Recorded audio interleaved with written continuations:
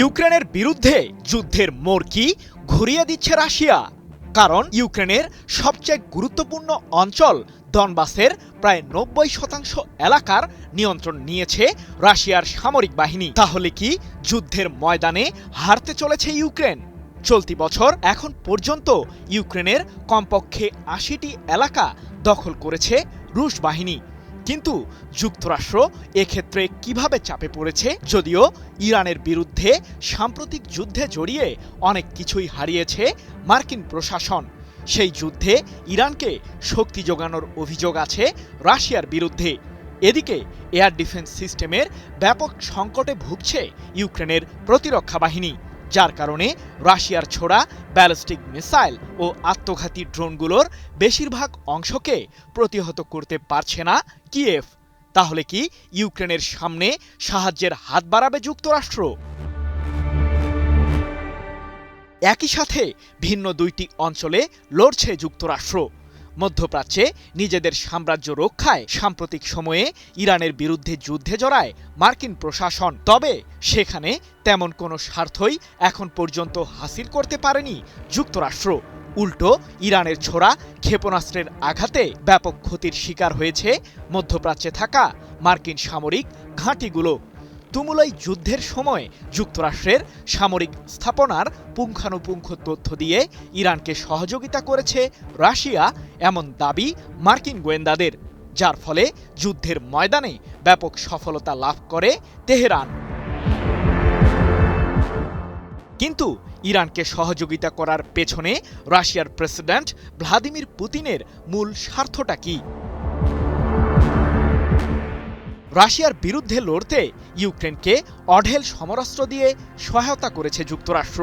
তাই তো বিশ্লেষকদের ধারণা, পুতিন তার দীর্ঘদিনের বন্ধুরাষ্ট্র ইরানকে সহযোগিতা করতে একটুকুও কৃপণতা করেননি। মূলত যুক্তরাষ্ট্রের বিরুদ্ধে পরোক্ষভাবে প্রতিশোধ নিতেই তেহরানকে সামরিকভাবে সহায়তা করেছে মস্কো, এমন দাবি সমরবিদদের। তাহলে কি ইরান ইস্যুতে শিক্ষা পেয়ে ইউক্রেনের কাছে আর সমরাস্ত্র পাঠাবে না যুক্তরাষ্ট্র? মধ্যপ্রাচ্যে যখন যুদ্ধের আগুনের উত্তাপ বহমান, তখন নিজের লক্ষ্য পূরণে এগিয়েই চলেছেন পুতিন। আর রাশিয়ার লক্ষ্য মূলত ইউক্রেনের পূর্বাঞ্চলকে নিয়ন্ত্রণে নেওয়া, কারণ এখানেই রয়েছে দেশটির সবচেয়ে গুরুত্বপূর্ণ সামরিক অবকাঠামোগুলো। তবে এরই মধ্যে সফলতাও পেয়েছে রাশিয়া।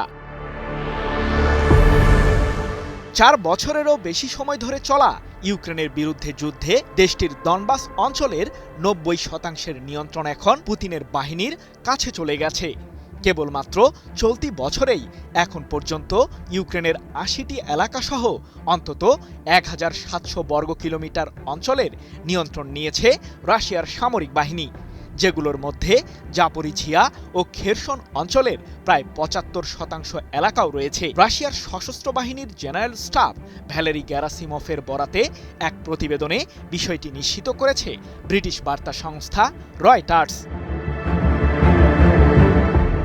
যুদ্ধের ময়দানে নিজেদের এমন হিমশিম অবস্থার মাঝেই ইউক্রেনের প্রেসিডেন্ট ভলোদিমির জেলেনস্কি সম্প্রতি জার্মানির সাথে বিশেষ একটি চুক্তি করেছেন, যার মাধ্যমে যুক্তরাষ্ট্রের তৈরি প্যাট্রিয়ট এয়ার ডিফেন্স সিস্টেম ইউক্রেনের কাছে সরবরাহ করবে জার্মান সরকার।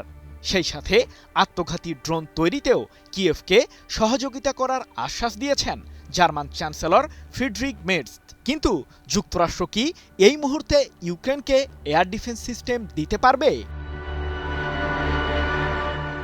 ইরানের বিরুদ্ধে সাম্প্রতিক যুদ্ধের কারণে মারাত্মকভাবে সমরাস্ত্র সংকটে পড়েছে যুক্তরাষ্ট্র, যার ফলে মধ্যপ্রাচ্যে এক প্রকার অরক্ষিত হয়ে পড়েছে মার্কিন সামরিক ঘাঁটিগুলো। যুক্তরাষ্ট্রভিত্তিক সামরিক গবেষণা প্রতিষ্ঠান centre for strategic and international স্টাডিজের বরাতে সংবাদ মাধ্যম আল জাজিরা এক প্রতিবেদনে জানিয়েছে যে যুক্তরাষ্ট্রের সামরিক বহরে উল্লেখযোগ্য হারে ঘাটতি দেখা দিয়েছে আকাশ প্রতিরক্ষা ব্যবস্থা ও ক্ষেপণাস্ত্রের, যার মাঝে মার্কিনীদের তৈরি অত্যাধুনিক এয়ার ডিফেন্স সিস্টেম প্যাট্রিয়ট ও থার্ডের মজুদ ৫০%-এরও নিচে নেমে এসেছে।